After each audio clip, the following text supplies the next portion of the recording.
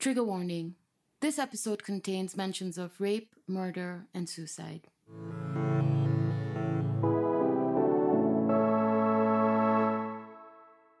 Hi, Brikuti. Hi, Tisha. Hello, namaste, and welcome to Boju Bajai. आजको episode has been produced in collaboration with Samata Foundation र आजको यो एपिसोडको लागि हाम्रो लागि रिपोर्टिङ गर्नुभएको पत्रकार साथीहरू विद्या राई र सञ्जु पौडेललाई धेरै धेरै धन्यवाद।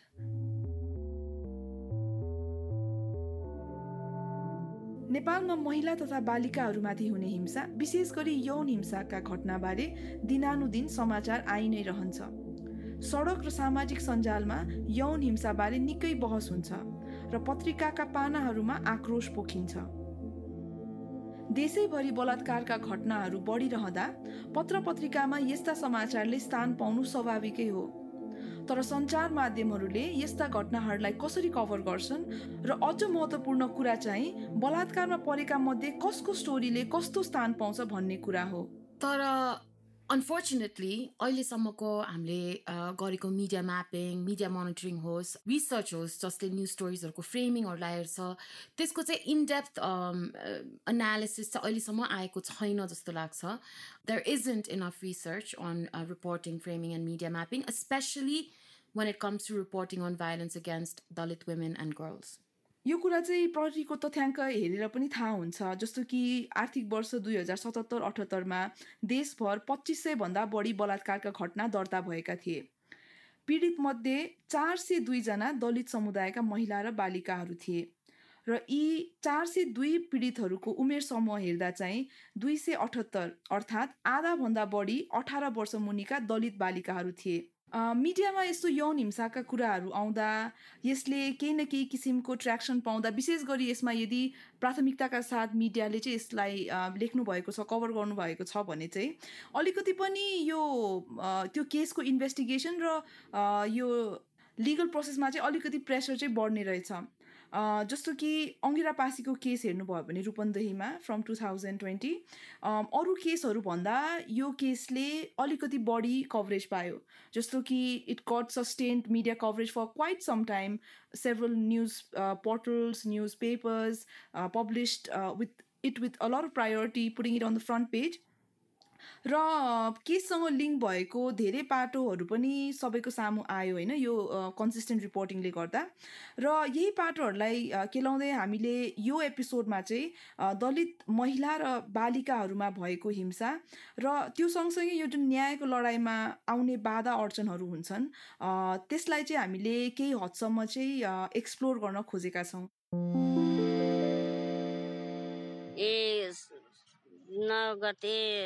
रात में खा पी सूतल गए, तब जब 12 बजल रात में तब मन उठली हमें, तब देखा थी छोरी खटिया अपनाए बा हम अलग रही, छोरी अलग रही है सूतल।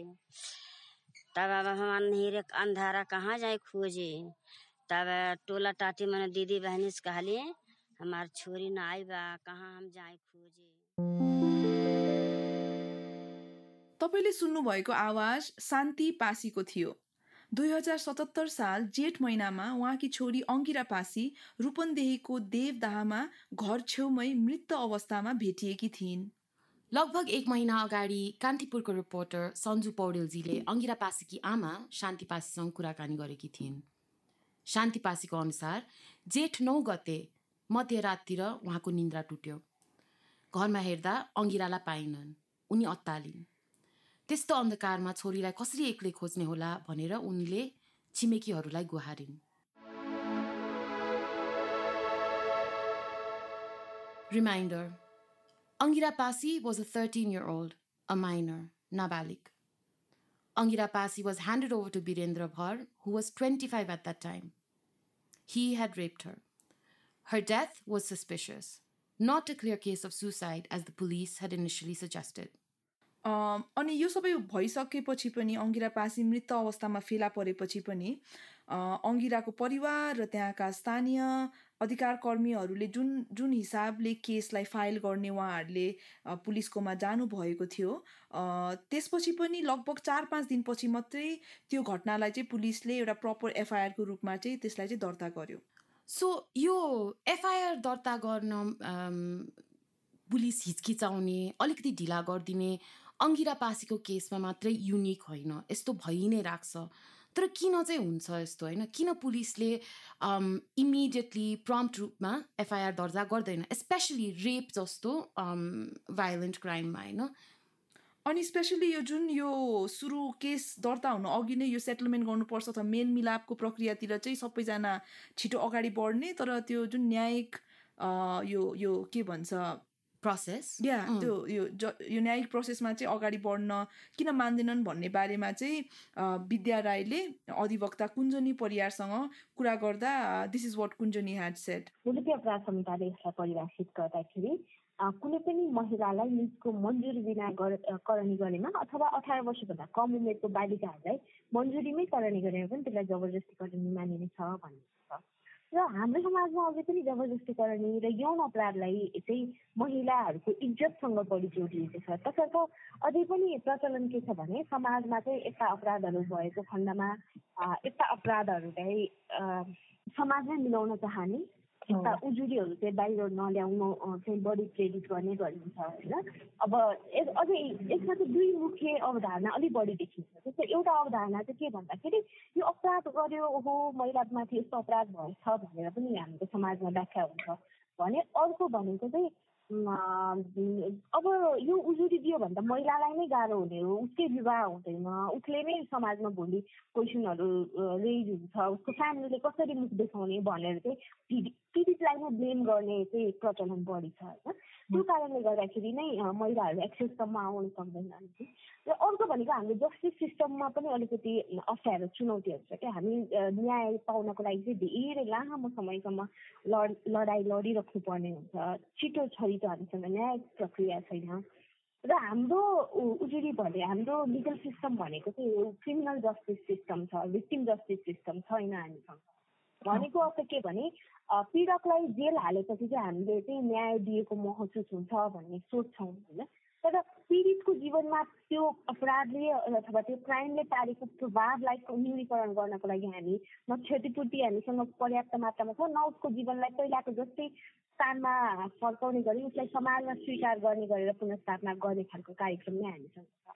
त्यो कार्यक्रमहरूले गर्दा त्यस्ता कारणले गर्दाखेरि चाहिँ अझै पनि महिलाहरू न्यायिक पहुँचसम्म पहुँचसम्म चाहिँ पुग्न सकेका छैनन्। अब यसमा जति सीमान्तकृत समुदायको महिलाहरू हुनुहुन्छ उहाँहरूलाई झनै कठिन हुन्छ, किनभने उहाँहरूको आर्थिक हैसियतको कुराहरू त्यो लेभलमा डेभलप भएको हुँदैन, उहाँहरूलाई इन्फर्मेसन त्यसरी थाहा हुँदैन कि समाजका 5जना 7जना भद्र भलाद्मी भनिएका व्यक्तिहरू बसेर अब यो अपराध चाहिँ मिलाउनुपर्छ तिमी बाहिर भनेर उहाँहरूले त्यसलाई नै वास्तविकता ठान्नुहुन्छ। सो रेप जस्तो केसेसहरूमा जहाँ एउटा स्ट्याच्युट अफ लिमिटेसन्स पनि हुन्छ त्यसमा चाहिँ एफआइआर फाइल गर्न ढिलो गऱ्यो भने त्यो पुरा इन्भेस्टिगेसन र लिगल ड्यू प्रोसेसमा ठुलो असर पर्छ। तर अङ्गिरा पासीको केसमा चाहिँ पब्लिक प्रेसर बढेपछि पुलिसले एफआइआर लेखायो र वीरेन्द्र भर उनकी आमा र ठुली आमालाई पुलिसले न्यायको घेरामा ल्यायो, like they were included in the charge sheet होइन। Adivakta Dinesh Tripathi was part of Angira Pasi's legal team and followed the developments of the case closely. In conversation with reporter Vidya Rai, this is what he had to say. हजुरले पनि भन्नुभयो नि यो चाहिँ एकदमै कम चाहिँ investigation भयो, पर्याप्त प्रमाणहरू छैन भनेर। यो कमजोरी चाहिँ कसले गरेको जस्तो लाग्छ हजुरलाई? अनि यसमा एउटा कुरा के हो भने यसको त आखिर ल इन्फोर्सिङ जुन एजेन्सी छ, कानुन कार्यान्वयन गर्ने, उनीहरूको काम के हो भने कुनै अपराध घटित हुन्छ भने त्यो पहिला त्यसको चाहिँ एफआइआर दर्ज गर्नु पर्यो, जाहेरी दरखास्त प्रम्प्ट त्यसको दर्ता हुनु पर्यो, तत्काल दर्ता हुनु पर्यो र त्यसपछि तत्काल प्रहरीले गएर त्यो प्रमाणहरू चाहिँ सङ्कलन गर्नु पर्यो, प्रमाणहरूलाई मेटिनेबाट रोकिनु पर्यो। त्यहाँ धेरै ठुलो पब्लिक प्रेसर भएपछि अभियुक्तहरू चाहिँ पक्राउ परे, थुनामा परे, मुद्दा चल्यो। तर एउटा कुरा म के भन्छु भने त्यो अनुसन्धान चाहिँ एकदमै फितलो थियो, त्यो प्रम्प्ट एन्ड क्रेडिबल इन्भेस्टिगेसन थिएन। इन्भेस्टिगेसनमा तमाम त्रुटिहरू छन् र प्रमाणहरू चाहिँ के छ भने बलियोसँग जुटाउने काम भएको छैन, घटनाको तहसम्म पुग्ने काम भएको छैन र केही अभियुक्तहरूलाई केही चाहिँ त्यसमा इन्भल्भ भएका व्यक्तिहरूलाई चाहिँ के छ भने एउटा उन्मुक्ति दिने काम पनि भयो। त्यस कारण यो चाहिँ यसको एउटा दुःखद पक्ष हो। भर्खरै दिनेश त्रिपाठीजीले भन्नुभयो अक्युजलाई रिलिज भएको छ अहिले भनेर। उहाँले चाहिँ खास वीरेन्द्र भर्खी आमा र ठुली आमालाई रिफर गर्नुभएको थियो। दुवैजना अहिले बेलमा निस्किनु भएको छ र they're back at their village in close proximity to the victim's family. कानुनको दायरामा सम्बद्ध सबैलाई चाहिँ के छ भने ल्याउनु पर्दथ्यो, त्यसमा तानिनु पर्थ्यो र भन्नुहोस् अब त्यहाँको चाहिँ धेरै अरू मान्छेहरू पनि सारा जम्मा भएर आखिर त्यसमा जनप्रतिनिधि छ, उनीहरूलाई कानुनको ज्ञान छैन। एउटा चाहिँ के छ भने अन्डर एजको एउटा बालिकालाई कसैको घर पठाउनु, जिम्मा लगाउनु त्यस्तो कार्य गर्न मिल्छ? विवाहको उमेर नै कानुनले, नेपाल कानुनले 20 वर्ष तोकेको छ। वडा अध्यक्ष सहितको व्यक्ति मिलेर यसरी चाहिँ के छ भने एउटा अन्डर एज बालिकालाई कसैको जिम्मा लगाउनु, घर पठाइदिनु त्यो गम्भीर रूपमा गैर कानुनी कार्य हो। त्यो चाहिँ दण्डनीय अपराध हो। त्यस्तो व्यक्ति चाहिँ त्यसमा पनि एउटा जनप्रतिनिधि त्यो दण्डको बाट उसले अनुमति पाउँदैन। तर दुःखद पक्ष के रह्यो भने त्यो जनप्रतिनिधिलाई कानुनको दायरामा नै ल्याइएन, उनीमाथि मुद्दा नै चलाइएन र एउटा त्यो कुरामा एउटा गम्भीर चाहिँ दण्डहीनता देखिन्छ। सो यही कुरालाई अलिकति अझै एक्सप्लोर गर्नको लागि हाम्रो रिपोर्टर सन्जु पौडेलजीले अहिलेसम्म मेन्सन भइरहनु भएको वडा अध्यक्षजीसँग पनि कुरा गर्नुभएको थियो। And this is what he had to say. रातिको घटना थियो। अब त्यो राति नै अब गाउँ समाजले मिलाइसकेको घटना थियो। भोलिपल्ट मलाई औपचारिक रूपमा मलाई बोलाइहालेछन्। अब वडा अध्यक्षको नाताले जान पर्यो। त्यहाँ गएपछि अब यसो कुरा बुझ्दाखेरि राति नै तिनीहरूले अब मिलाइसकेको कुरो थियो। मसित अब सोध्नुभयो कि हामीले के गरौँ, कसो गरौँ। अब मैले समाजले मिलाएको कुरामा मैले उल्लङ्घन गर्न सकेन। त्यहाँसम्म मेरो कुरो त्यति हो। भनेपछि उनीहरूले मिलाइसकेको केसमा चाहिँ यहाँलाई देखिनलाई बोलाए, देखिएपछि वडा अध्यक्षले सहमति भयो भन्ने जनाइन्छ भन्ने हिसाबले? होइन, मेरो सुन्नु न, त्यहाँ समाजले उनीहरूले वडा अध्यक्ष देखिएपछि भएपछि मैले त बोल्ने बाटो भएन। ठिकै छ। त्यति बेरै मलाई एउटा फोन आयो त्यहाँ रेरा भन्ने ठाउँबाट, मेरो वडा अन्तर्गतबाट। लाउन वडा अध्यक्ष छिटो आउनु पर्यो। त्यसपछि मैले त्यता गएँ। अनि पछि पठाउने व्यवस्था गरियो। लगत्तै हजुर यहाँका विषयमा कति सवालहरू उठेका रहेछन्। यो पत्रिकाहरूमा यताउता रिपोर्टिङमा पनि भइरहेको रहेछ कि पत्र पत्रिकाले छापेका छन्। यहाँले चाहिँ भन्नु भएन त त्यसमा कुनै सरोकार छैन। ए हजुर, मेरो कुरा यति हो। ती वडा अध्यक्षको कुरा सुन्दाखेरि चाहिँ कानुनभन्दा ठुलो समाज हो जस्तो भन्ने कुरा आयो। त्यस्तै बुझिन्छ। अथवा हाम्रो जनप्रतिनिधिहरूले पनि यस्तो जघन्य अपराधमा पनि समाज, महिलाको इज्जत, परिवारको इज्जतलाई चाहिँ अगाडि राखिन्छ, त्यसो बुझाइरहेछ भन्ने कुरा यहाँबाट चाहिँ प्रष्टै हुन्छ होइन। अङ्गिराको केसमा चाहिँ केही धेरै हदसम्म चाहिँ यस्तो किसिमको निर्णयले पनि यो मुद्दा दर्ता गर्न चाहिँ ढिलाइ भएको कुरा स्पष्टै छ होइन। Again, this is something that happens frequently in Nepal. हाम्रो पत्रिकामा आउँछ कति कुराहरू, कति बेरसम्म आउँदैन होइन। तर प्रायः जसो चाहिँ यस्ता केसहरूमा चाहिँ पीडित चाहिँ प्रायः जसो कुनै न कुनै रूपमा सीमान्तर्कित समुदायकै हुन्छन् होइन। यसबारे थप किन यस्तो हुन्छ र यसबारे रिपोर्टिङ गरिरहेका रूपन्देहीका पत्रकार विनोद परियारले चाहिँ यसबारे थप भन्नुभएको छ। मानिसहरूले विभिन्न खालका आशंका उपशंकाहरू गर्ने, यो चाहिँ आत्महत्या हो, आफै झुन्डेर मरेको भन्ने हिसाबले नै प्रहरीले सुरुदेखि नै यो घटनालाई त्यसरी अगाडि बढाउन खोजेको थियो। तर मिडियामा समाचार आइसके पछाडि भने घटना जसरी प्रहरीले अनुसन्धानलाई चाहिँ सीमित दायरामा राख्ने र यो आत्महत्या हो भनेर सामान्य ढङ्गबाट यसलाई अन्त्येष्टि गर्ने हिसाबले परिवारलाई जिम्मा लगाउन खोजिरहेको थियो। तर यो घटना मिडियामा आइसके पछाडि त्यसरी चाहिँ अगाडि बढेन र समाचार प्रकाशित भइसके पछाडि नै आन्दोलनहरू हुन थाले। खास गरी दलित समुदायका अधिकार कर्मीहरूले यो विषयलाई उठान गर्न थाल्नुभयो र त्यसपछि यो घटना अलिक बढी दबावमूलक ढङ्गबाट चाहिँ प्रहरीले जातीय विभेद गरी आत्महत्या दुरुत्साहनको मुद्दालाई चाहिँ अगाडि बढायो। अङ्गिरापासीको केसमा अहिले पनि डिसिजन आएको छैन। मिडिया प्रेसर, सिभिक प्रेसरले एफआइआर त दर्ज भयो, लिगल टिम बन्यो, अदालतमा बहस भयो, तर उनको परिवार अहिले पनि न्यायको प्रतीक्षामा हुनुहुन्छ। अङ्गिरापासी जस्तै अरू पनि धेरै केसेसहरू छन् जसले मेबी त्यो लेभलको मिडिया एक्सपोजर पाएनन्। मिडिया स्क्रुटिनी र सिभिक प्रेसर नहुँदा चाहिँ हाम्रो पुलिस र कानुनले पीडितसँग कस्तो व्यवहार गर्छ त? केही समय अघि थाहा खबर अनलाइन पोर्टलमा एउटा समाचार आएको थियो।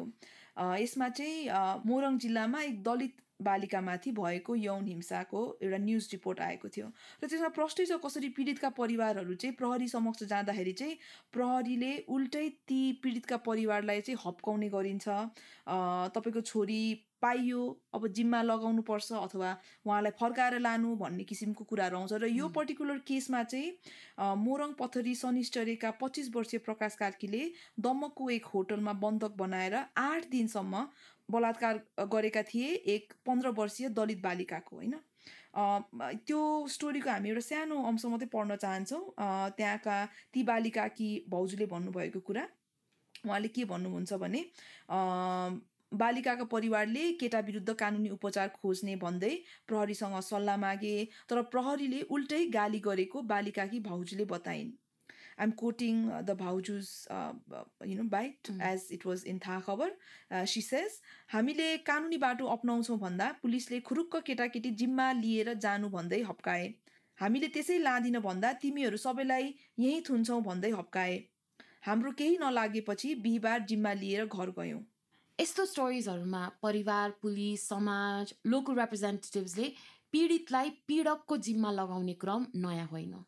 र अङ्गिरा पासीको केसमा जसरी जननिर्वाचित स्थानीय प्रतिनिधिहरूले नै मेलमिलापको बाटो रोजे, होइन, न्यायिक प्रक्रियामा जानुको सट्टा यस्तो किसिमको यो मिलापत्र गर्ने क्रम चाहिँ हामीले अरू केसहरूमा पनि देखेका छौँ। समाजका, गाउँका अगुवा भनौँदहरूले, होइन, यस्तो गरेको प्रशस्त उदाहरणहरू छन्। 2012 मा नेपाली टाइम्समा एउटा स्टोरी आएको थियो, which was produced by Shatrughan Kumar Shah from Mohattari for Center for Investigative Journalism. The piece was titled Rape for Ransom, and it exposed how in Eastern Tarai, instead of arresting the perpetrators, the police were giving in to local pressure to marry them off to their victims. So I'm quoting directly from the piece here. In 2010, a young woman was forced into a sugarcane field and raped by Farmood Ansari and Murdaj Ansari. They were caught, but instead of punishing both of them, locals padlocked the girl's house and expelled her from the village for having, quote, corrupted local youth. After seeking help from police and political leaders, the girl got a compensation of 40,000 rupees, half of which was taken by the mediating all-party leaders as a donation for their community development fund, end quote. र यो स्टोरीमा के पनि भनिन्छ भने यस्तो किसिमको मेलमिलाप गर्नेमा चाहिँ सबै पार्टीका स्थानीय रिप्रेजेन्टेटिभहरू हुनुहुन्थे, जसले चाहिँ यो चाहिँ हाम्रो अगुवाईमा यो भएको है भनेर चाहिँ उहाँहरूले साइन पनि गर्नुहुन्थ्यो क्या, त्यो agreement compensation done under our छत्रछाया भन्ने कि अन्डर आवर इनिसिएटिभ whatever। अनि यसमा चाहिँ सबैभन्दा डरलाग्दो के कुरा छ भने चाहिँ उहाँहरू त भइहाल्नु भयो नेताहरू, होइन, तर त्यहाँको स्थानीय प्रहरीको महिला सेलका हेडहरूले पनि त्यस्तो किसिमको मिलापत्रलाई चाहिँ ओके गर्ने हिसाबमा हुन्थ्यो। उहाँहरूको उपस्थितिमा यस्तो किसिमको निर्णयहरू गरिन्थ्यो, होइन। सो यो स्टोरीमा मेन्सन भएको पोलिटिकल पार्टिजहरू चाहिँ त्यति बेला जसको हुन्छ नि नेतृत्वमा यो डिल अगाडि बढ्यो अथवा स्याङ्सन भयो, त्यति बेला टिएमएलपी, माओएस, नेपाली कङ्ग्रेस, मधेसी फोरम र युएमएल सबैले मिलेर यो कम्पन्सेसनको अग्रिमेन्टमा चाहिँ साइन गरे। त्यो पनि त्यही भिकुटीले भने जस्तै वुमेन सेलको हेड वाज द साक्षी to this deal essentially. And which means like almost all the major political parties who are players in that particular district or village were part of this, and all of them were getting some sort of like financial reward for like encouraging this kind of behavior instead of taking the accused in like police custody or something like that. र त्यही पिसमा के पनि भनिएको छ भने महतरीको त्यति बेलाको police चिफले चाहिँ के भन्नुभएको रहेछ भने the best alternative was to allow the victim to reassimilate herself in society. Matlab, again, we are referring to her being married off to the rapist. Yeah, and not taking it to the justice system, होइन। Maybe यस्तो केसेसहरूले अझै media exposure पाएको भए the outcome would have been different. अझ legal processes, due process अझै strengthen हुन्थ्यो होला। तर अहिले चाहिँ how does the media actually report on these cases, specifically cases related to Dalit girls and Dalit women? And what challenges do journalists have to face? So यसैमा कुरा गर्दाखेरि चाहिँ Sanju Paudel talk to reporter रूपा गहतराज.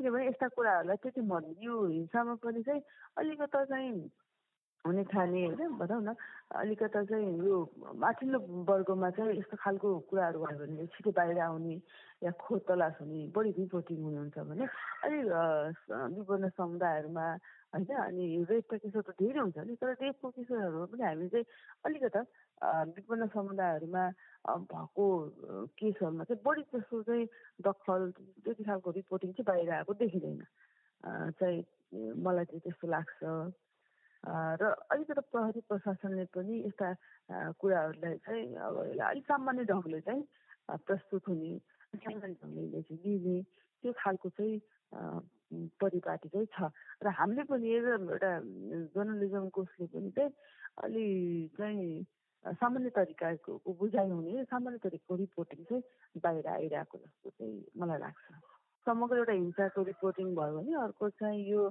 दलित सम्बन्धी रिपोर्टिङमा चाहिँ देखिएको एउटा चुनौती चाहिँ के छ भने चाहिँ यो दलित महिलाहरूमा भएका हिंसाका कुराहरूलाई चाहिँ सोध्दाखेरि के मेरो आफ्नो समग्रमा आफ्नो कुरा गर्दाखेरि चाहिँ यो पहिला चाहिँ घटनाहरू चाहिँ बाहिर आउने तर त्यो घटनाहरू बाहिर आएपछि फेरि त्यसलाई ढाकछोप गर्न खोज्ने होइन यो दुवै पक्षबाट पनि यस्तो भएको चाहिँ पाइन्छ त्यो जस्तो एउटा पीडक पक्षबाट पनि त्यस्तो भएको हुनसक्छ भने अर्को चाहिँ पीडित आफैले पनि घटना चाहिँ सुरुमा चाहिँ बाहिर ल्याउने तर बिचमा चाहिँ वा पछि चाहिँ अब डराएर हुन्छ कि वा अनेकौँ उहाँहरूले चुनौती खेपेर होला हुनसक्छ होइन त्यो घटनाहरू चाहिँ लुकाउने चाहिँ एउटा परिपाटी चाहिँ निकै छ रिपोर्टरहरूकै अनुभव सुन्ने क्रममा now will hear from reporter Binod Pariyar who is also from Rupandehi and has reported about Angira Pasis case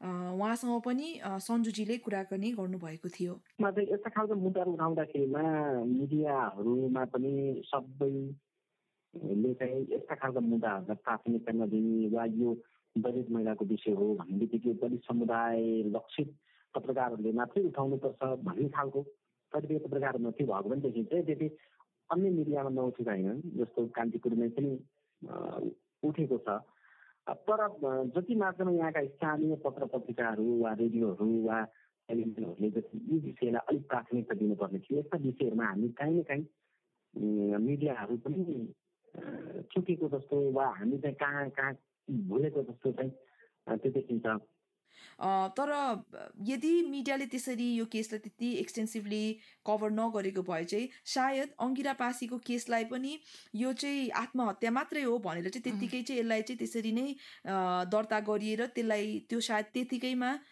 त्यो केस चाहिँ बन्द हुन्थ्यो होला सायद मिडियामा यस्ता विषय ओझेलमा पर्दा यी मुद्दाहरूमा जनचासो घट्दै जाँदा पीडितहरूको न्यायको लडाई झन लम्बिँदै र थप जटिल हुँदै जान्छ र विद्या राईले हाम्रो अधिवक्ता कुञ्जनी परियार र दिनेश त्रिपाठीसँग कुरा गर्दा पनि उहाँ दुवैजनाले के कुरा झिक्नुभयो भने एक त उहाँहरू दुवैजनाले भन्नुभयो जस्टिस डिलेड इज जस्टिस डिनाइडको कुरा भन्नुभयो होइन त्यसमाथि जस्तो हाम्रो लिगल सिस्टम चाहिँ क्रिमिनल जस्टिस सिस्टम हो होइन सो यसै भिक्टिमलाई चाहिँ त्यसरी सेन्टर गर्दैन ओके पर्पट्रेटरलाई हामीले ल भनौँ न उसको क्राइमको लागि हामीले पनिसमेन्ट दियो भन्दैमा like that's it that's finish तर भिक्टिमको चाहिँ लाइफ कसरी रिहेबिलिटेट गर्ने भिक्टिमलाई कस्तो खाले कम्पन्सेसन दिन सकिन्छ उहाँलाई उहाँलाई चाहिँ सेन्स अफ जस्टिस कसरी फिल गराउन सकिन्छ त्यसमा चाहिँ हाम्रो त्यति साह्रो कुराकानी हुँदैन अनि यो न्यायको लडाइँकै कुरा गर्दाखेरि अहिले वाट्स इन्ट्रेस्टिङ इज अहिले नेपालको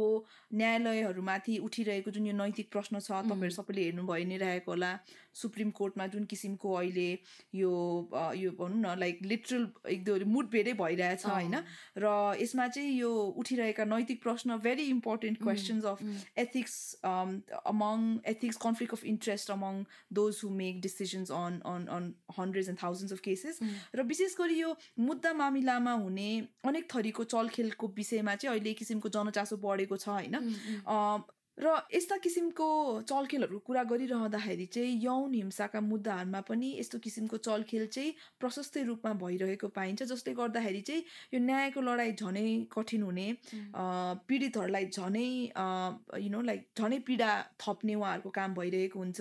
र यसै बारेमा चाहिँ यी विषयहरूमा रिपोर्टिङ धेरै समयदेखि गरिरहनुभएका कान्तिपुरका बजाङ संवाददाता वसन्त प्रताप सिंहले यस्तो भन्नुहुन्छ। त्यसैले अदालतमा गइसकेपछि पनि यो विचाराधीन छ मुद्दा भन्ने हिसाबले अदालतबाट पनि त्यति सहजै सूचना उपलब्ध हुने वातावरण चाहिँ छैन मिडियाकर्मीहरूलाई होइन।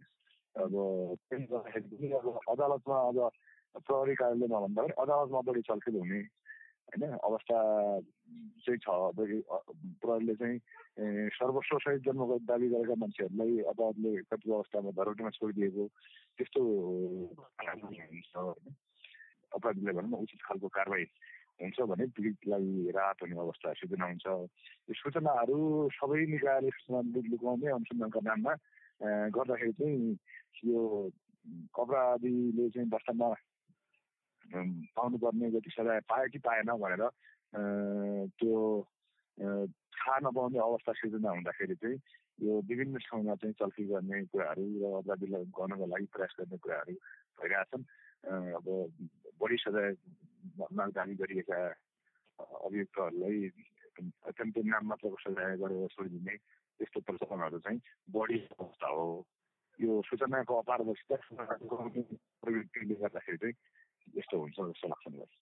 केही महिना अघि मात्रै महिला अधिकार कर्मी रुबी खानको नेतृत्वमा 14 जना नेपालगञ्जबाट 520 किलोमिटर हिँडेर काठमाडौँसम्म आएका थिए।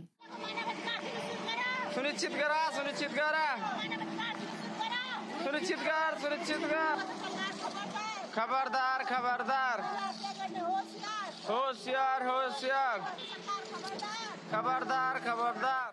र यो रुबी खान को धरना त्यसपछि उहाँलाई जुन किसिमले अरेस्ट गरियो त्यो अलग्गै पाटो भइहाल्यो। तर पनि यहाँ महत्त्वपूर्ण कुरा के छ भने नेपालमा चाहिँ अहिले पनि अब भनौँ न अहिले हाम्रो यो फेडरलिजममा गइसकेपछि पनि अहिले पनि एक हिसाबले चाहिँ न्यायको लडाइँ न्यायको माग गर्न चाहिँ केन्द्रसम्मै आइपुग्नुपर्छ भन्ने एउटा ठुलो उदाहरण बन्यो होइन।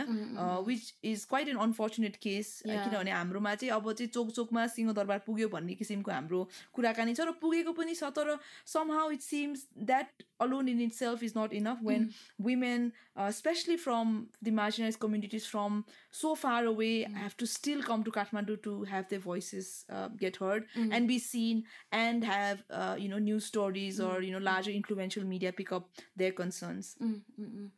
हुन त अङ्गिरा पासीको केसमा पनि लिगल टिममा होइन प्रोबोनो भनेर काठमाडौँबाटै जानुभएको थियो। Dinesh Tripathi was one of them. त्यही पनि अगेन यो काठमाडौँबाट गएको अथवा काठमाडौँबाट प्रेसर आएको अन्त काठमाडौँको लिङ्क भएको अथवा काठमाडौँसँग जोडिएपछि मात्रै चाहिँ एउटा यो भनौँ न यो चाहे त्यो लाइक त्यो स्थानमा भएर चाहिँ जुन किसिमको सोसल क्यापिटल पाइन्छ यो राजधानीसँग जोडिएको कुरा इन्फ्लुएन्सले चाहिँ त्यसमा पनि अहिले पनि आश्रित हुनुपर्ने। र द्याट ब्रिङ्स द क्वेसन कि यदि पीडितहरूले चाहिँ त्यो किसिमको उहाँहरूले अटेन्सन पाउनु भएन अथवा काठमाडौँसँग जोडिएका नाम जोडिएका अधिवक्ताहरूले चाहिँ यदि उहाँहरूको केसमा संलग्नता देखाउनु भएन भने चाहिँ उहाँहरूको न्यायिक जुन यो लडाइँ छ त्यो चाहिँ कहाँ जान्छ भन्ने चाहिँ एउटा ठुलो प्रश्न पनि उठाउँछ। एन्ड अब जस्तो अङ्गिरा पासीको केसमा दिनेश त्रिपाठीजीले प्रोबोनो गर्नुभयो अरे होइन। So Hee didn't charge a fee along side other liars also maybe. तर सबै केसेसहरूमा त यस्तो प्रकारको लिगल सपोर्ट नआउन पनि सक्छ। अनि अघि भनेको जस्तै अहिलेसम्म अङ्गिरा पासीको केसमा डिसिजन आएको छैन। यस्तो लेन्दी लिगल प्रोसेसलाई सस्टेन गर्नको लागि फाइनेन्सियल मिन्स चाहिन्छ होइन। सो यदि पीडितसँग फाइनेन्सियल मिन्स छैन, उसँग सोसल क्यापिटल छैन, उसँग जग्गा छैन, उसँग केही कनेक्सन छैन भने उसले त पीडित र पीडितको परिवारले यस्तो टाइपको लिगल ब्याटल मतलब सस्टेनै गर्न सक्दैन। Whereas the perpetrator can sell land, can offer 2 lakhs, 4 lakhs, 6 lakhs as compensation to settle the matter outside of the court, criminal matter outside of the court. So यो सबै हेर्दाखेरि चाहिँ where does that leave the victims?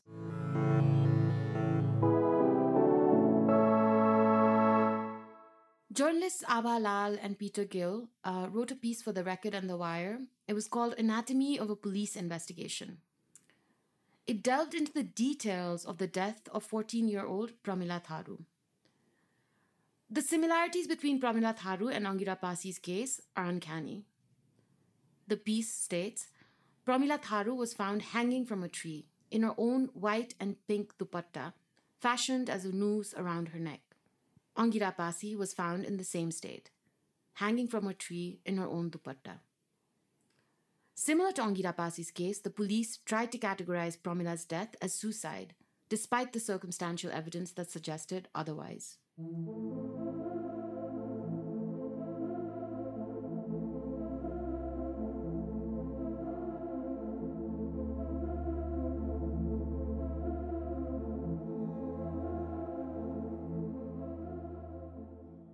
दीदी बहने से हम चिरौरी कह के आंदोलन रहा लखा हम अपने किराया भाड़ा से पिकअप बांध के जात रहा लिया दलती में तो कैसी नारा लागत रहा लखा अब कैसी उन्होंने के 2 मिली छूट गई लीन का सरकार नेम देहलस का कहलस का नाई उन्होंने के तो उठिए सजावे नहीं देहले कुछ सजा दें अब ऐसा हुई कब मनाई मार के फेंक दे लटका दें कहाँ चिन लें छोड़ देना उन्हन के जो 10 साल 5-6 साल ना उन्हन के दंड देना की सजा दें उन्हरे काहे मारलिन काहे फेंकलिन उन्हन के सजा कुछ नहीं भइल और कुल कहेलिन हमन के तस गइल हल गया आराम से खात रहली गइल गया मजा रहल हमन के अब घरे या पछताल जाला उन्हरे अकलिया सीतली भनेलिन कुले छठ के पूजा वाला नदी खोला किनारे उन्हरे त पूरा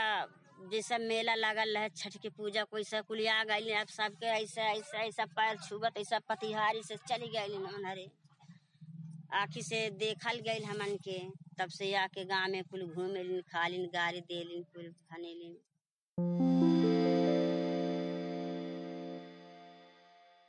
So again, I'm going to refer to Angira Pasi's case. It's like it's been 1.5 years almost or more. And Shanti Pasi is at her home. In the earlier clip that you heard, she talks about how, the mother of Birendra Bhar and the aunt sort of walk around freely, talk to the villagers. They have assimilated themselves in the society, despite being co-accused in this case. Whereas Shanti Pasi, as a single mother, as a Dalit woman, is the one who continues to be the living victim of this case.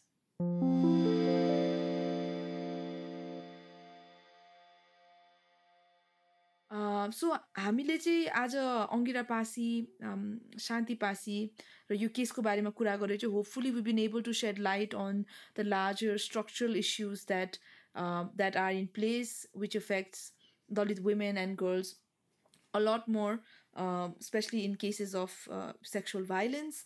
र आजको यो एपिसोडमा हामीले धेरैजनासँग कुरा गरेका थियौँ उहाँहरू जसले हामीसँग कुरा गर्नुभयो हामी सबैजनालाई धेरै धेरै धन्यवाद भन्न चाहन्छौँ र हामीले एपिसोडमा कोड गरेको चाहे त्यो फिगर्स थियो स्टडिज आर्टिकल्सहरूलाई चाहिँ हामीले यो हाम्रो एपिसोडको डिस्क्रिप्सनमा लिङ्क गरेको छौँ please do read them if you are interested and want to find out more about the situation of violence against girls and women from Dalit community. And once again, we would like to thank Sanju Paudel, our reporter who did all of the field-based reporting for this episode. And we would like to thank Bidya Rai, our reporter who talked to the lawyers featured in this episode and did all of the in-depth research in relation to the judiciary and the police. Plus हामीले राधिका परियारजीलाई पनि धेरै धेरै thank you भन्न चाहन्छौँ उहाँले चाहिँ यो एपिसोडको लागि सबै रिसर्च गरिदिनु भएको छ हाम्रो लागि And we'd also like to thank Ranjan for helping us out with the sound design and editing of this episode. Ranjan. And finally, thank you so much to Samata Foundation, with whom we collaborated on this episode, who helped us produce this episode.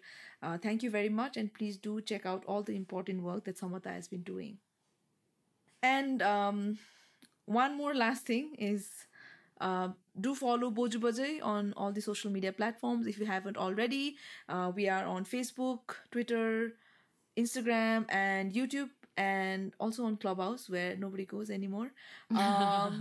But yeah, Clubhouse is over. and also we'd like to thank all our patrons for supporting us. And if you'd like to support Boju Bajai and be our patron, then please, you can find us and support us at patreon.com/bojubajai. Yes, thank you so much for listening to this episode. And yeah, until next time. Bye. Bye.